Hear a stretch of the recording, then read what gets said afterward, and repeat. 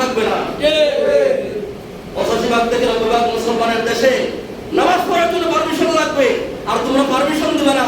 তোমাদের মতো নাস্তিকদের হাতে এক সময় আসবে আমাদের জনগণ, তোমাদের মতো নাস্তিকদের হাতে আমাদের শাসন দেবে না সেখানে। সুতরাং যেখানে নামাজের জন্য পারমিশন পাওয়া যায় না, সেখানে পূজার জন্য পারমিশন পাওয়া যায়। যেখানে কোরআনের তেলাওয়াতের জন্য, কোরআনের কাশন করার জন্য পারমিশন পাওয়া যায় না।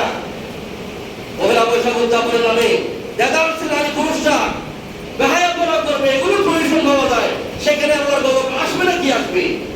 আল্লাহ সুবহানাহু ওয়া তাআলা অনেক রহমান রহিম, তিনি বেশি দয়াবান মেহেরবান। এই জন্য আমরা হয়তো এতটুকু আছি, না হয় আমাদের পাপ, আমাদের সীমা লঙ্ঘন এত বেশি সীমা চড়িয়ে গেছে যে আমার মনে হয় আমরা পৃথিবীর জন্য বেঁচে থাকার মতো অধিকার রাখি না।